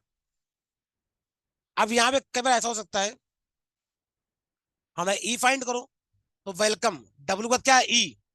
तो कहेगा सेकंड नंबर फाइंड हुआ है। हमने कहा सर पहला बता रहा है, ई तो यहाँ भी लिखा हुआ है, ये देखो यहाँ पे भी लिखा हुआ है, इसको नहीं बताया इसने। तो यहाँ पे देखिए एक और होता है, पहले तो क्या फाइंड करना है, क्या फाइंड करना ये बता दिया, किसमें फाइंड करना ये बता दिया। अब यहाँ पे देखो ये तीसरा भी आता है, जो कि ऑप्शनल होता है। जो क्या होता है, ऑप्शनल। ऑप्शनल मतलब है आप दो तो ठीक है और ना दो तो भी ठीक है। नहीं दोगे तो बाय डिफॉल्ट क्या होगा, हम जो पहला वाला ई मिलेगा वो फाइंड करके उसकी लोकेशन बता देंगे। लेकिन माना कि आपके पास मल्टीपल क्या है, ई है। अब चूंकि मेरे इस टेक्स्ट में क्या है, एक ही यहाँ पे, एक ही यहाँ पे, तो आपको यह बताना पड़ेगा कि किस नंबर का ई फाइंड करना है, फर्स्ट नंबर का, सेकंड नंबर का, या थर्ड नंबर का। हमने सेकंड नंबर का और एंटर कर दिया। कह रहा फर्स्ट नंबर का कि सेकंड नंबर, थर्ड नंबर, मतलब फाइंड किस पॉइंट से करना आपको। तो हमने कहा सेकंड नंबर, कह रहा हाँ ठीक है कोई दिक्कत नहीं। हमने कहा था थर्ड नंबर का, कह रहा सातवां। कह रहा सात कहाँ से आ गया, कह रहा ये रहा। तो मतलब कहने का, नंबर ऑफ करेक्टर कितने फाइंड करने हैं ये आपको यहाँ बताना पड़ेगा। हमने कहा जीरो, मतलब नहीं देंगे तो कुछ नहीं, आपने जीरो दे दिया तो कहा जीरो तो क्या एरर आ जाएगी, तो जीरो होता नहीं, कम से कम एक दीजिए। कह रहा पहला वाला कहाँ ई पे है। फिर आपका फाइल नंबर तीसरा चौथा पहुंचा, यहाँ पे जितने नंबर ऑफ पोजीशन लिखेंगे उसके अकॉर्डिंग क्या होगा, ये बढ़ता जाएगा। ये अब क्या होगा, करेक्टर आपका बढ़ता चला जाएगा, कि किस नंबर से स्टार्ट करके ढूंढ बताना है। ध्यान रखिए, स्टार्ट में किस नंबर से स्टार्ट करके बताना है हमको। हमने यहाँ 8 लिख दिया, तो ना ये तो गलत है। तो मतलब कहने का, ये ऑप्शनल होता है। तो ऑप्शन अगर है, आपको अगर नंबर ऑफ ई फाइंड करना है तो बताइए, नहीं छोड़ दीजिए। आगे बढ़ते हैं। ऐसे ही आपका रिप्लेस होता है, कि आपको रिप्लेस करना है, कौन सा टेक्स्ट है, कहां से कहां तक निकालना है, और फिर किस चीज से रिप्लेस करना है। तो चलिए खैर, रिप्लेस को बाद में डिस्कस करेंगे, इसके पहले कुछ और जो इजी इजी है पहले उसको डिस्कस कर लेते हैं। पहले ट्रिम समझ लेते हैं। ट्रिम क्या होता है, बहुत इजी को समझ आ जाएगा। ट्रिम का काम क्या होता है, हमने लिखा ट्रिम, ब्रैकेट ऑन, हमने ये लिखा करेक्टर जो का ये वेलकम टू मीट था, इसको कॉपी कर लेते हैं पहले। इसको लिख देते हैं यहाँ पे, कंट्रोल कॉपी पेस्ट, और हम यूज करने जा रहे हैं ट्रिम फंक्शन को। ट्रिम ट्रिम ट्रिम लिखा हमने। अब यहाँ पे क्या है, मान लिया वेलकम क्या है, डेस्टिनेशन में करेक्ट स्पेस दे दिए, टू के वो से स्पेस दे दिए। ट्रिम का काम होता है, अगर आपके पर्टिकुलर टेक्स्ट में मल्टीपल क्या है, स्पेस है, तो वो क्या करेगा, इनको हटा देगा। ये देखिए, हमने वेलकम रूटीन कितना बड़ा लिखा था, ये देखिए, इसने ये क्या कर दिया, इसने एक्स्ट्रा स्पेस क्या कर दिए, हटा दिए। ट्रिम का काम होता है कि आपके टेक्स्ट में अगर कोई भी फालतू के स्पेसेस हैं तो वो क्या करेगा, उन्हें हटा देगा। ऐसे ही आपका अपर, लोअर, प्रॉपर, ये तीन फंक्शन और होते हैं। ये कैसे काम करते हैं, अभी हमने लिखा है इज इक्वल टू, इसको हम क्या करते हैं, अब यहां हमने क्या किया, ट्रिम की जगह क्या कर दिया, हमने अपर यूज कर लिया और एंटर कर दिया। तो देखिए इस तरीके से वेलकम टू ऑटोमेटिक आ जाएगा। आप कहोगे "सर, इतना बड़ा क्यों आ रहा है, ये तो यहाँ वेलकम टू ऑटोमेटिक वो सिंपल आ रहा है, यहाँ इतना बड़ा"। क्योंकि आपको याद है हमने ढेर सारे स्पेस दे रखे हैं। अब अपर फंक्शन का काम क्या होता है, अपर फंक्शन का काम होता है जो भी टेक्स्ट लिखा है उसको अपर केस में कन्वर्ट कर देना। तो भैया इसने अपर केस में कन्वर्ट तो कर दिया है, लेकिन ये ऊपर की तरह छोटा क्यों नहीं आ रहा है, ऊपर की तरह छोटा इसलिए नहीं आ रहा है क्योंकि ट्रिम फंक्शन का यूज नहीं किया गया है। हाँ, अगर तुम ट्रिम करते तो ये क्या करता, ये एक्स्ट्रा स्पेस हटा देता। अब ऊपर वाले में तो ट्रिम लगा था, ऊपर वाले में ट्रिम फंक्शन का इस्तेमाल किया था, इसलिए क्या कर दिया, आपके लिखे गए टेक्स्ट में जो एक्स्ट्रा स्पेस थे उसने हटा दिए। लेकिन नीचे तो आपने नहीं किया, नीचे हमने सिर्फ ये कहा कि अपर कर दो इसको, तो मैंने अपर केस में कन्वर्ट कर दिया। अब यहां अगर आपको लगता है नहीं सर हमको अपर तो करना है, लेकिन हम चाहते हैं जो एक्स्ट्रा स्पेस है वो भी हट जाए, जो फालतू के एक्स्ट्रा स्पेस जैसे ऊपर हटा दिए आपने, ऐसे हम यहाँ भी हटा देगा कहता, तो आपको दो फंक्शन को एक साथ यूज करना पड़ेगा। अब सवाल उठता है, क्या सर दो फंक्शन एक साथ यूज हो सकता है, हाँ बिल्कुल हो सकता है, दो नहीं 10 हो सकते हैं। इसे बोलते हैं नेस्टिंग फंक्शन। नेक्स्ट मतलब एक के अंदर फंक्शन यूज करना। बस आपको तरीका मालूम होना चाहिए कि किस फंक्शन के अंदर कौन सा फंक्शन यूज कर सकते हैं। और इसमें क्या कर सकते हैं, इसमें हम अपर के बाद पहले क्या करेंगे, पहले चाहे तो हम ट्रिम लगा देंगे, हम ब्रैकेट ऑन करेंगे और हम लगाएंगे ट्रिम। क्योंकि ट्रिम का काम क्या होता है, एक्स्ट्रा स्पेस निकालना। तो ट्रिम फंक्शन क्या करेगा, पहले एक्स्ट्रा स्पेस निकाल देगा और फिर क्या होगा, उसके बाद जो अपर है वो क्या करेगा, उसे अपर केस में कन्वर्ट कर लेगा और एंटर कर देंगे हम लोग। अब देखिए आ गया। अब इसमें क्या हो गया है, ट्रिम ने पहले क्या किया, सारे एक्स्ट्रा स्पेस निकाल दिए और अपर ने क्या कर दिया, उसको अपर केस में कन्वर्ट कर दिया। उसने क्या किया, अपर केस में कन्वर्ट कर दिया। ऐसे लोअर होता है, वो लोअर केस में कन्वर्ट करता है। जैसे अब मैं यहाँ अपर की जगह क्या कर दूंगा, मैं लिख दूंगा लोअर केस और एंटर कर दूंगा, ये लोअर केस हो गया। ठीक है, तो अपर हो गया, लोअर हो गया। और ऐसे ही प्रॉपर होता है, चलिए प्रॉपर दिखा देते हैं। प्रॉपर केस जिसे हम टाइटल केस भी बोलते हैं, प्रॉपर केस ये रहा। तो प्रॉपर क्या होता है, हर वर्ड का जो पहला कैरेक्टर होता है वो क्या होता है, कैपिटल हो जाता है। तो ये आपका हो गया प्रॉपर केस। तो मतलब अपर केस में कन्वर्ट कर दिया, फिर हमने आपको लोअर केस में कन्वर्ट कर दिया, फिर क्या किया हमने, इसको प्रॉपर केस में कन्वर्ट कर दिया। तो कुल मिला के इस तरीके से अलग अलग हम लोग चाहे तो अपने टेस्ट को केसेस में कन्वर्ट भी कर सकते हैं। अब बचता हमारा एग्जैक्ट, कॉन्कैटनेट और बचता है हमारा रिप्लेस, जो कि आगे क्लास में डिस्कस करें। आज की क्लास में हम डिस्कस करने वाले हैं अपने लॉजिकल फंक्शंस को। जो हमारे लॉजिकल फंक्शन होते हैं जैसे इफ है, एंड है और है, नॉट है, इन चीजों का इस्तेमाल करने वाले हैं।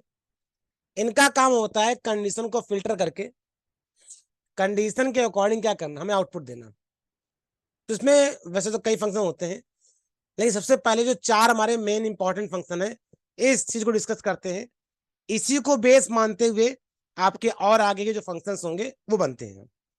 अगर आपको ये चार फंक्शन समझ में आ गया तो आपको लॉजिकल फंक्शन का यूज क्या होता है ये आपको समझ में आ जाएगा। तो चलिए शुरू करते हैं। सबसे इंपॉर्टेंट में होता है इफ। इफ का काम क्या होता है? मान लिया कि हमने कहा हाँ भाई दो नंबर है, एक 10 है 20 है, और हम चाहते हैं इसमें से जो बड़ा नंबर है वो फाइंड हो, जो बड़ा नंबर है वो फाइंड हो। तो चलिए बड़ा और छोटा दोनों के लिए कंडीशन लगाते हैं। यहाँ पे कंडीशन किस तरह काम करती दिखा दो आपको, नोट्स में लिखा हुआ है, ये देखिए। या पास फेल को लगा सकते हैं, कैसे लगा सकते हैं? कंडीशन के ट्रू एंड फॉल्स के अकॉर्डिंग ये काम करता है। तो चलिए अभी एक लॉजिक दिखाते हैं, लॉजिक लगा करके। लगाए इक्वल टू इफ, हमने इफ लिखा, ब्रैकेट ऑन किया, उसके हमने यहाँ पे क्या किया, एक कंडीशन लगाई यहाँ पे, और किसी एक को लेके चलते हैं, माने 10 की लगाई हमने। ये सेलेक्टर से लिया D2 और मैं लगाया ग्रेटर देन 10, और यहाँ पे हमने कॉमा लगाया। तो सबसे पहले पार्ट में क्या करते हैं, कंडीशन लगाते हैं।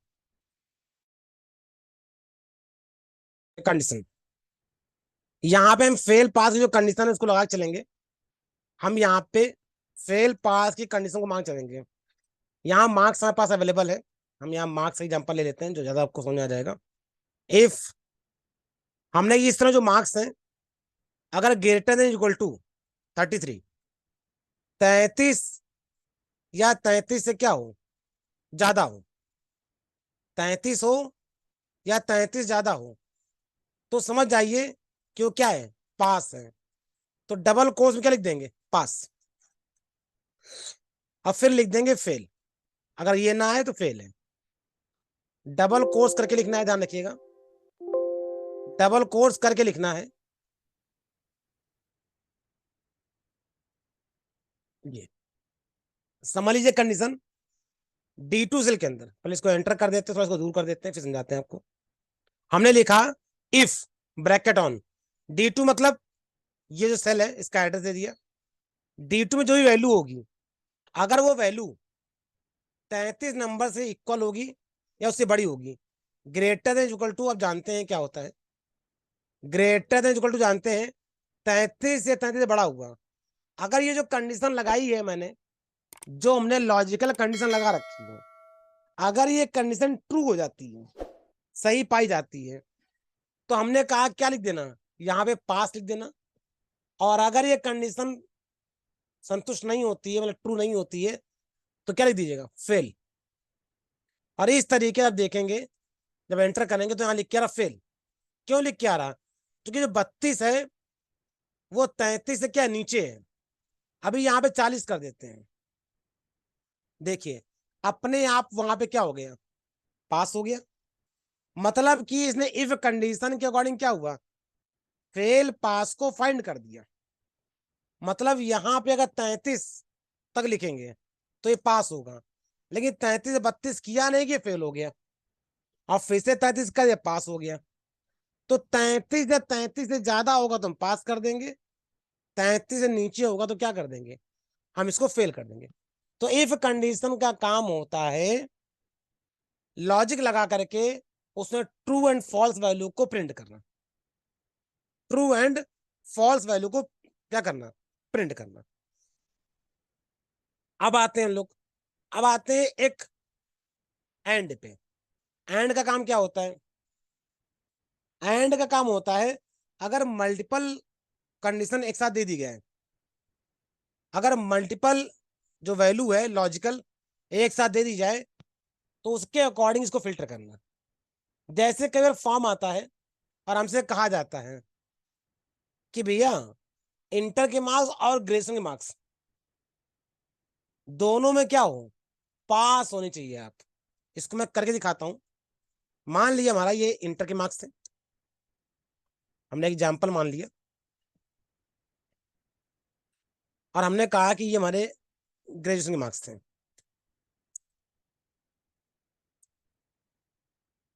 ये मान लिया, यहाँ पे इंटर के मार्क्स हैं और यहाँ पे क्या है, आपके ग्रेजुएशन के मार्क्स हैं। हमने कहा इंटर के मार्क्स हमारे मान लिया कि 52% है, और जो ग्रेजुएशन मार्क्स है वो मान लिया कि मेरे 65% है। अब मैंने इक्वल टू एंड में condition they the bracket on करके। कह रहा है इसके अंदर क्या करिए, आप लॉजिकल कंडीशन डालिए। हमने एक कंडीशन बनाई कि भैया फॉर्म वही लोग भर पाएंगे जिनके इंटर में 50% होंगे और ग्रेजुएशन में 60% होंगे। देखिए जब कोई कंडीशन और लगा के कही जाती है कि ये और ये, मतलब कि जब तक दोनों नहीं कर देंगे तब तक वो माना नहीं जाए। जैसे पेपर आता था तो कहीं लिख के था और मैंने अथवा, ये कर लो या ये कर लो, कोई एक कर लेंगे ठीक है। लेकिन जहां पे एंड लगाओ कहेंगे नहीं नहीं, जब पूरा करोगे तब ये ग्रुप क्या माना जाएगा, कंप्लीट माना जाएगा। अब हमने कहा कि भैया जो D2 वाला सेल है ये ग्रेटर देन इक्वल टू अगर 50 हुआ, एक कंडीशन। दूसरा कॉमा लगाया हमने, ये ग्रेटर इक्वल टू 60 बंद।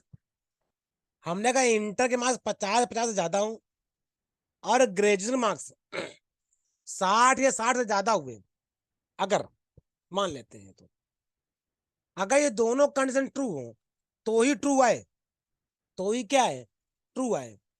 अदरवाइज ना आए, मतलब फॉल्स है। एंटर करें तो क्या आएगा, ट्रू। देखिए लॉजिकल वैल्यू दो ही होती है, एक ट्रू एक फॉल्स। ट्रू मतलब सही, फॉल्स मतलब गलत। अब इसको चाहे तो हम इफ के अंदर क्या कर सकते हैं, इसको पैक कर सकते हैं। कैसे पैक करेंगे वो भी डिस्कस करेंगे। अभी समझिए एंड ने ट्रू क्यों दिखाया, क्योंकि यहाँ पे दोनों कंडीशन लगी थी, दोनों ने क्या किया, ट्रू ट्रू दिया।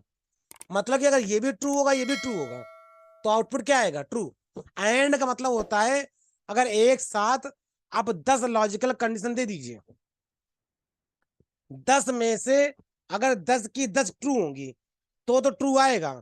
अगर एक कंडीशन भी फॉल्स हो गई तो क्या आएगा, फॉल्स। अगर हम यहाँ पे 59 कर दें तो एक कंडीशन फॉल्स हो गई, वो देखिए वहां पे लॉजिक क्या हो गया, फॉल्स। मतलब कि एंड के लिए आप जितने भी लॉजिकल कंडीशन लगाएंगे सबका ट्रू होना अति आवश्यक है, अगर आप चाहते हैं ट्रू आउटपुट मिले तो। और में देख लेते कैसे कम करता है ये। सेम कंडीशन जो यहाँ लगी थी, इसी सेम कंडीशन को हम नीचे क्या करते हैं, ले आते हैं। अब यहाँ पे एंड ये क्या कर लेते हैं, और लगा देते हैं। एंड ये क्या लगा देंगे, हम यहाँ पे और लगा देंगे। अब और के केस में क्या होगा, बस यहाँ पे वैल्यू थोड़ा चेंज कर लेते हैं, क्योंकि सेल एड्रेस चेंज हो चुका है। तो यहाँ पे हम 4 की जगह 3 और यहाँ पे भी 3 कर लेते हैं। दोनों को एक ही कंडीशन से मैच करा दिया हमने। अब देखिए ये कह रहा है ट्रू, क्योंकि और का कहना ये होता है भैया अगर एक साथ 2 3 4 5 8 10 10 कंडीशन लगा दी, मान लिया यहाँ पे और करके क्या रखा है, हमने वही 2 कंडीशन लगा रखी है यहाँ पे जो मैंने एंड में लगा रखी थी। लेकिन और का कहना ये है इन 10 में से अगर एक भी कंडीशन ट्रू हो गई तो हम क्या कर देंगे, हम इसको ट्रू कर देंगे। एक भी कंडीशन ट्रू हो, जैसा होता ना, आपको कोई एक सेक्शन दिया गया और उस सेक्शन में 5 क्वेश्चन दिए गए और लिख दिया गया कोई भी, और पांचों सेक्शन में क्या किया गया, जो 5 क्वेश्चन दिए और लगा लगा के दिए गए। तो इसका मतलब क्या हो गया, उस सेक्शन को कंप्लीट करने के लिए 5 में से कोई भी एक क्वेश्चन कर दोगे। क्योंकि अथवा लगा के दिया गया ना, अथवा मतलब क्या होता है, ये कर लो अथवा ये कर लो अथवा ये कर लो, कोई भी एक कर दोगे तो आपका सेक्शन कंप्लीट माना जाएगा और आपको वो सेक्शन के पूरे नंबर मिलेंगे। लेकिन अगर इसी सेक्शन में 5 क्वेश्चन आपको एंड लगा लगा दे दिए जाए तो क्या होगा, पांचों करोगे तब ये सेक्शन कंप्लीट माना जाएगा, नहीं तो क्या रहेगा, ये अधूरा रहेगा, मतलब ये फॉल्स रहेगा। तो ये होता है एंड और एंड मतलब एंड साथ में आप मल्टीपल कंडीशन को फिल्टर कर सकते हैं, जहां पे आपको मल्टीपल कंडीशन को एक साथ चेक करना हो। और आप इस तरह का वैलिडेशन लगाना चाहते हैं कि जब तक सारी कंडीशन ट्रू नहीं हो जाएंगी, सही नहीं हो जाएंगी, तब तक हम इसको सही नहीं मानेंगे। और में क्या है कि हमने 2 3 4 कंडीशन थी और हमने कहा कोई भी एक कंडीशन अगर फुलफिल कर लोगे आप इनमें से, इन शर्तों में से कोई भी एक शर्त कंप्लीट कर लेंगे तो आपका क्या होगा, हम कंप्लीट मान लेंगे, आपको ट्रू मान लेंगे। ये होता है एंड और। तो यहाँ पे देखिए और ने क्या किया, एक कंडीशन थी फॉल्स हो गई, लेकिन चूंकि दूसरी कंडीशन ट्रू थी उसने क्या कर दिया, ट्रू कर दिया।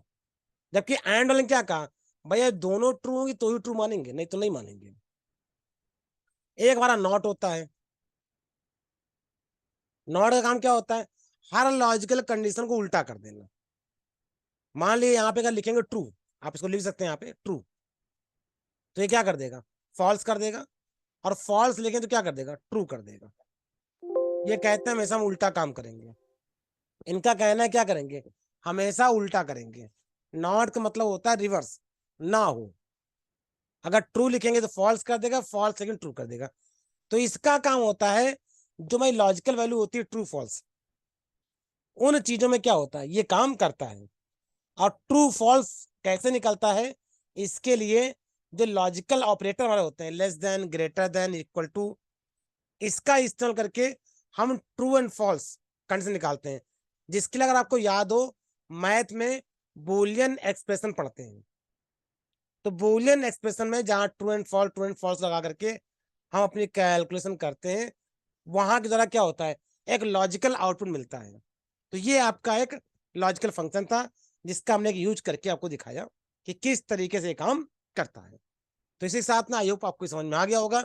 आगे इसकी प्रैक्टिस करेंगे असाइनमेंट में, तो आपको ये और अच्छे से क्लियर होगा। जहाँ मार्कशीट वगैरह, ग्रेड वगैरह हम बनाते हैं, वहां पे इस फंक्शन का सबसे ज्यादा इस्तेमाल होता है। आज का हमारा टॉपिक है हमारा फाइनेंशियल फंक्शंस को पढ़ना। जो हमारा फाइनेंशियल फंक्शन होता है उस फंक्शन को पढ़ना है। देखिए वैसे तो इसके पहले की क्लासेस में ऑलरेडी बहुत ढेर सारे फंक्शन डिस्कस कर चुके हैं, अलग अलग कैटेगरी के। और इसके अलावा भी कितने नंबर ऑफ कैटेगरी होती है, उसमें कल कितने फंक्शंस होते हैं, ये सब चीजें हम पहले की क्लास में डिस्कस कर चुके हैं। आज हम फाइनेंशियल फंक्शन डिस्कस करने वाले हैं। ध्यान रखिएगा, फाइनेंशियल फंक्शन पढ़ने से पहले थोड़ा सा फाइनेंस की नॉलेज आपको होनी चाहिए। अगर आपको फाइनेंशियल फंक्शन और डेप्थ से पढ़ने हैं, जितनी डेप्थ में आपको फाइनेंशियल नॉलेज होगी, तो आप फाइनेंशियल नॉलेज होने के साथ साथ जब रहेगी आपको, तो आप उस पर्टिकुलर एरिया में आपको क्या नीड होती है, क्या जरूरत होती है, उनकी टर्मोलॉजी क्या है, उनकी मैथोलॉजी क्या है, उनके कीवर्ड्स क्या हैं, आपको उनकी अच्छे से जानकारी होती है। और फिर आप उनकी नीड के अनुसार जो भी फाइनेंशियल फंक्शन होते हैं एक्सेल के अंदर, उनका इस्तेमाल कर सकते हैं। हम यहाँ पे जिन 4 फाइनेंशियल फंक्शन को पढ़ने वाले हैं, वो आपको बहुत ही इजीली समझ में आ जाएंगे, क्योंकि डे बाय डे में आप उसका इस्तेमाल करते हैं, आप सुनते भी हैं, इसलिए ये आपको समझ में आ जाएगा। ये फाइनेंशियल फंक्शन यूज हो रहा है किस्तें निकालने के लिए, ईएमआई निकालने के लिए। जैसा कि आप जानते हैं कि होता क्या है कि हम कोई भी चीज आकर फाइनेंस हो जाती है, तो हम फाइनेंस करवाने चले जाते हैं। मोबाइल है, बाइक है, कार है, तो कैसे हमारी किस्तें निकलती है, हमारा प्रिंसिपल अमाउंट क्या होता है, हमारा रेट ऑफ इंटरेस्ट क्या होता है, कितने महीनों की किस्तें बनती है, उसके अकॉर्डिंग हमारी इंस्टॉलमेंट कैसे निकाली जाती है, जो कि एक रिड्यूसिंग इंटरेस्ट कॉन्सेप्ट होता है। एक तो होता है फ्लैट रेट ऑफ इंटरेस्ट लगाकर निकालना, और एक होता है रिड्यूसिंग इंटरेस्ट लगाना, कि मतलब आपकी किस्तें भी जाएंगी और उस किस्तों का प्रिंसिपल अमाउंट भी रहेगा, आपका रेट ऑफ इंटरेस्ट भी रहेगा, और एक सर्टेन टाइम पीरियड बाद क्या होता है, आपका जो अमाउंट होता है खत्म हो जाता है। तो इसके लिए हम एक एग्जांपल ले लेते हैं। ये 4 फंक्शन वैसे होते हैं वर्क करने के लिए। जब भी किस्त निकलती है, तो किस्त निकलने में जो ईएमआई निकलती है, सबसे बड़ी अमाउंट चीज, सबसे बड़ी जो 4-5 चीजें होती हैं, पहले उसको समझ लेते हैं। एक तो होता है लोन अमाउंट, कितना लोन अमाउंट आप लेना चाहते हैं। उस क्या होता है, आपका कितने दिनों के लिए लेना चाहते हैं। एक तो लोन अमाउंट हो गया, फिर कितने दिनों के लिए, जिसे हम टेन्योर कहते हैं, जिसे हम क्या कहते हैं, टेन्योर कहते हैं, मतलब कि कितने दिनों किस्त है, या इसको आप नंबर ऑफ मंथ कह सकते हैं कि मंथ्स, ईएमआई मंथ, कि कितने महीनों के लिए आप लेना चाहते हो। अब इसे ईएमआई मंथ कह लीजिए, टाइम पीरियड कह लीजिए, या इसे फाइनेंस की भाषा में बोलते हैं टेन्योर, कि हमारा लोन अमाउंट ये है और इतने टेन्योर पीरियड लिए हैं। तो यहाँ पे हम यहाँ मान लेते हैं पीरियड, टाइम पीरियड, कि कितने टाइम पीरियड के लिए हम वो लोन ले रहे हैं। उसके बाद जब लोन लेंगे तो उसमें रेट ऑफ इंटरेस्ट होगा, ऑब्वियस बात है। तो यहाँ बात कर रेट ऑफ इंटरेस्ट की, और रेट ऑफ इंटरेस्ट आपको जो फाइनेंस कंपनी होती है वो तय करती है। देखिए लोन अमाउंट हम बता सकते हैं कि भाई हमको इतना लोन चाहिए, इतने टाइम में हम अदा कर देंगे। रेट ऑफ इंटरेस्ट वो बता देंगे, rate of interest her company को बता देती है भाई कितना हमारा रेट ऑफ इंटरेस्ट है, और उसके अकॉर्डिंग निकलती ईएमआई। उसके बाद में क्या निकलती है, हमारी निकलती है ईएमआई। चलिए देखते हैं एक कैलकुलेशन। माना हमने 1 लाख रुपए लोन ले ली, हमने कहा 36 महीनों के लिए हम ये लोन लेना चाहते हैं। यहाँ जो 36 है ये मंथ में है, ध्यान रखिए। जो टाइम पीरियड दिया है ये क्या है, मंथ। 36 महीने, 1 लाख अमाउंट। मान लिया रेट ऑफ इंटरेस्ट कितना है, 10%। 10% का क्या है, हमारा रेट ऑफ इंटरेस्ट। 10% क्या है, हमारा रेट ऑफ इंटरेस्ट है। और अब हम निकालेंगे क्या, अपनी किस्त। तो कैसे निकालेंगे, इज इक्वल टू लिखेंगे, पीएमटी लगाएंगे, ब्रैकेट ऑन करेंगे। पहले कहा रेट ऑफ इंटरेस्ट दीजिए, तो हमने कहा रेट ऑफ इंटरेस्ट 10%। ठीक है, ये क्या है, रेट ऑफ इंटरेस्ट 10%। ये एनएम का है, और इसको आपको अगर कन्वर्ट करना है तो डिवाइड 12 कर दीजिए। तो किस्तें क्या बनेंगी, मंथली हमारी, नंबर ऑफ पर मंथ 36 महीने, कॉमा लोन अमाउंट। और ध्यान देंगे जो लोन अमाउंट देंगे तो इसको माइनस लगा दीजिएगा, क्यों ये बता देंगे। और इसको कर देंगे एंटर। 3,226.72 पैसे, ये आपकी किस्त निकल के आ गई। फिर से ध्यान से देख लीजिए फॉर्मूला। सबसे पहले मांगा गया रेट। अब रेट देखिए जो होता है, ये जो रेट आपका होता है ये आपका 10%, चूंकि एनुअल रेट ऑफ इंटरेस्ट है। और किस्तें माई क्या जाएंगी, किस्तें जाएंगी मंथली जाएंगी। तो जो हमारी ईएमआई निकल रही है, ये ईएमआई कोई सालाना ईएमआई नहीं निकाल रहे हैं। हम क्या निकाल रहे हैं, हम अपनी मंथली ईएमआई निकाल रहे हैं। इसलिए डिवाइड क्या कर देंगे 12 से। उसके बाद एन पर number of per month, number of पर। अब यहाँ पे देखिए, ध्यान रखिएगा, अगर आप क्वार्टर या हाफ ईयर निकालते हैं तो यहाँ पे इसका जो डिवाइडेशन है वो चेंज हो जाएगा। तो यहाँ पे ध्यान रखिए, क्योंकि मोस्टली जो ईएमआई होती है वो मंथली ही होती है। तो आप इसको चाहे तो समझ लीजिए। आप चूंकि इसके और डेप्थ से समझ लो, इसलिए फाइनेंस से डिस्कस करना पड़ेगा। तो ध्यान रखें, यार मंथली ईएमआई निकाल रहे हैं तो रेट में क्या करना है, डिवाइड बाई 12 कर देना है अपने को। नंबर ऑफ पर मंथ में हमारा क्या दिया है, टाइम पीरियड दिया गया है। अब चूंकि 36 महीने लिख दिए हैं, अगर कल को मान लेते हैं यहाँ 3 लिखा होता, 3 साल लिखा होता, तो यहाँ पे हम 12 का मल्टीप्लाई भी करते हैं। मतलब कन्वर्जन हमको खुद करना होता है। तो मतलब हमने पहले से ही 36 महीने कन्वर्ट कर रखे हैं ना मंथ में, उसको क्या कर रखा है, पहले से ही टाइम पीरियड दे रखा है। तो इसमें किसी भी अदर कैलकुलेशन की जरूरत नहीं है।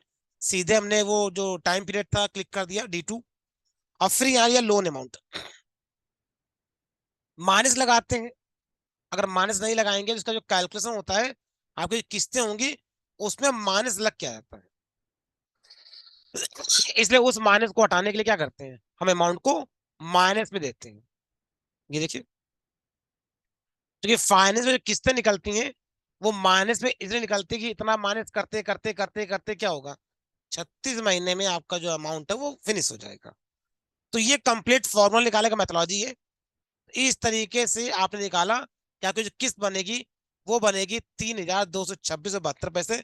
कितने महीनों के लिए, 26 महीनों के लिए। अब इसे टोटल कितना पे करेंगे आप, चाहे तो हमको निकालना है आप निकाल लीजिए। आपको इससे मल्टीप्लाई करना है 36 को।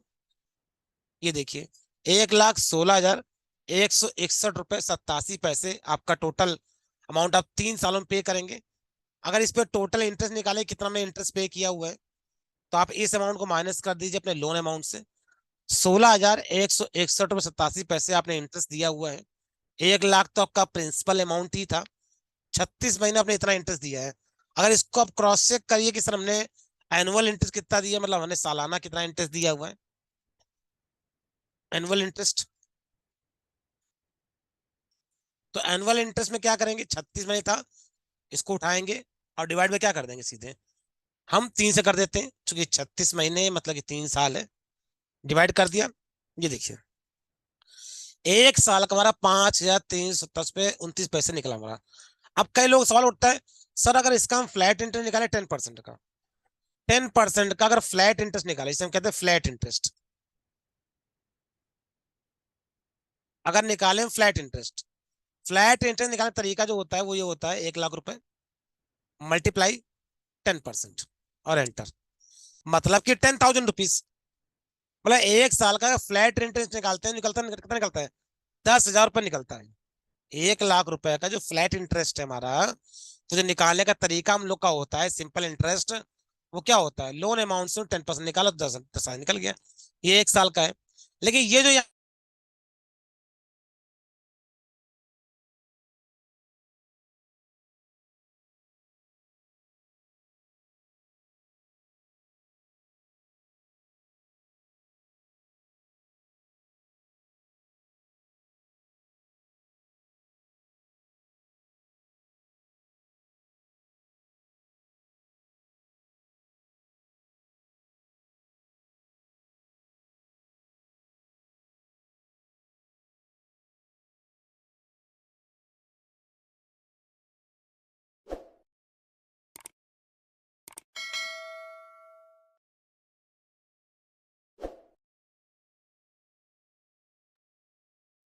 तो हमारा यहाँ पे जो इंटरेस्ट निकला है, बीच में आ चुकी मीट हो गई थी, तो फ्लैट इंटरेस्ट निकल गया हमारा 10,000। और इसके बाद हमारा यहाँ पे जो रिड्यूसिंग इंटरेस्ट कितना है, 5,327 रुपए। क्योंकि जो हमारी किस्तों वाला इंटरेस्ट होता है वो रिड्यूसिंग इंटरेस्ट होता है। तो इस तरह आप ये भी डिस्कस कर सकते हो, हमारा जो इंटरेस्ट लगा है वो हमारा फ्लैट इंटरेस्ट नहीं लगा कि सोचो कि फ्लैट इंटरेस्ट लग गया है।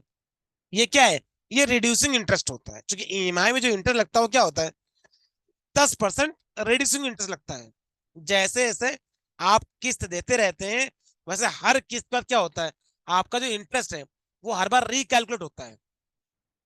हर बार क्या होता है, रिकैलकुलेट होके क्या होता है, इसकी किस्तें बनती है। तो कुल मिलाकर के हमने यहाँ ईएमआई कैसे निकालते दिखा दिया आपको, टोटल कैसे निकालते हैं, उसका इंटरेस्ट कैसे कितना फाइंड किया है, एनुअल इंटरेस्ट कितना निकाल लिया, और इसको दिखा भी दिया कि ये आपके फ्लैट इंटरेस्ट से कैसे डिफर है। ये फ्लैट इंटरेस्ट से कैसे डिफर है, ये भी दिखा दिया कि आपका फ्लैट इंटरेस्ट अगर निकालते तो 10% निकलता है 1 साल का, 3 साल का होता कितना, 30,000 रुपए। टोटल अमाउंट हमारा 1,30,000 होता है, और उस पर किस्तें बनती है। तो ये जो तरीका होता है ये ईएमआई का इंटरेस्ट निकालने का होता है, क्योंकि ईएमआई में जो होता है इंटरेस्ट वो रिड्यूसिंग रेट पे होता है। तो खैर, ये हमने यहाँ पे इतना निकाल लिया। अब कल को यहाँ पे कुछ फॉर्मूले और यहाँ पे दिए होते हैं, जैसे कि पीवी। पीवी में क्या होता है कि कल को मान लिया इसमें टोटल मिला के हमारे पे जो मेन चीज हो गई, 4 चीजें हो गई। अगर हम ध्यान से देखें तो हमारे सबसे इंपॉर्टेंट 4 चीजें हो गई, लोन अमाउंट हो गया, टाइम पीरियड हो गया, रेट ऑफ इंटरेस्ट हो गया, और ईएमआई हो गया। कल को इनमें से कोई भी 3 चीज अगर हमको मालूम है, कोई भी 3 चीज मालूम और एक चीज निकालनी हो, तो इसके लिए फॉर्मूला दिया गया है। जैसे पीवी दिया गया, प्रिंसिपल अमाउंट निकालने के लिए दिया गया। तो पीवी से क्या करते हैं, हम अपना प्रिंसिपल अमाउंट निकाल लेते हैं। एनपीआर से क्या करते हैं, अगर हमको मान लेते हैं लोन अमाउंट दिया गया, रेट ऑफ इंटरेस्ट दिया गया, ईएमआई दिया गया, तो उससे क्या करेंगे, हम नंबर ऑफ पीरियड निकाल लेंगे। रेट से क्या होता है, अगर हमको लोन अमाउंट दिया गया, हमको टाइम पीरियड दिया गया, हमको ईएमआई दे दी गई, तो उससे हम कितना रेट ऑफ इंटरेस्ट लग रहा है, हम इस चीज को निकाल सकते हैं। कई बार ऐसा होता है ना, हमको मान चलता है भाई हमारी किस्त इतनी है और हमारा इतने महीने लोन हुआ है, इतना लोन हुआ था, और आप ये जानना चाहते हो कि बैंक आपसे कितना ब्याज ले रहा है, तो आप इस फॉर्मूले में डाल करके आप उसका ब्याज निकाल सकते हो कि कंपनी कितने परसेंट का ब्याज आपसे ले रही है। तो टोटल मिला के जब भी कोई फाइनेंस कराते हैं तो फाइनेंस कराने में 4 मेन शब्द होते हैं, और इन चारों शब्दों को कैलकुलेट करने के लिए हमको 4 फंक्शन दिए गए। पीवी मतलब प्रेजेंट वैल्यू निकालने के लिए, इसको लोन अमाउंट बोलते हैं। एनपीआर मतलब नंबर ऑफ पर मंथ, मतलब कि टाइम पीरियड कितना, जिसे हम टेन्योर बोलते हैं। रेट मतलब रेट ऑफ इंटरेस्ट से। और पीएमटी बोलते हैं पर मंथ की जो हमारी इंस्टॉलमेंट होती है उसको निकालेंगे। बल्कि पर मंथ नहीं कहेंगे, इसको कहेंगे इंस्टॉलमेंट निकालने के लिए। अब इंस्टॉलमेंट हम मंथली निकाल रहे हैं, क्वार्टरली निकाल रहे हैं, हाफ ईयरली निकाल रहे हैं, ये डिपेंड हम पे करता है जब हम चीजों को कैलकुलेट करते हैं। जब हम चीजों को यहाँ पे कैलकुलेट करते हैं तो वहां पे डिपेंड करता है कि हम इंस्टॉलमेंट कैसे निकाल रहे हैं। मोस्टली जो इंस्टॉलमेंट होती है वो मंथली निकलती है। तो मंथली के लिए हमने डिवाइड बाय 12 करके उसका मंथली हमने जो क्या किया, हमने यहाँ पे उसका मंथली इंस्टॉलमेंट फाइंड कर लिया। तो ये फाइनेंशियल फंक्शन किस तरीके से यूज होता है, ये हमने आपको बिगिनर लेवल बता दिया। अगर आप फाइनेंस की स्टूडेंट हैं और फाइनेंस आपको अच्छे से आती है, तो फिर आप अच्छे से इन फॉर्मूला समझ पाएंगे। और इसके अलावा फाइनेंशियल फंक्शन और भी ढेर सारे फॉर्मूला होते हैं, उन सही फॉर्मूला को आप समझ सकते हैं कि जो आपके फाइनेंस के कीवर्ड है, उन फाइनेंस के कीवर्ड समझते हुए बहुत ढेर सारी नीड के लिए ढेर सारे फंक्शन बनाए गए हैं, जिनका इस्तेमाल करके आप अपने फाइनेंशियल टास्क को इजी कर सकते हैं। तो बहरहाल, चूंकि ये जो क्लास है ये इस अकॉर्डिंग पढ़ाई जा रही है कि फाइनेंस के नहीं भी अगर आप हैं तो मैंने थोड़ा सा आपको बेसिक इंस्टॉलमेंट क्या होता है, कैसे निकालते हैं, ये भी मैंने पढ़ा दिया है आपको। और साथ में इस फॉर्मूले कैसे काम करते हैं, कैसे इसका इस्तेमाल होता है, ये भी मैंने बता दिया। मैं बता दूं आपको, जर्नल एक्सेल के कामों के लिए इन सभी फॉर्मूलों का कोई खास यूज नहीं होता है। तो इसी के साथ में हमारा जो फाइनेंशियल फंक्शन था वो फिनिश होता है।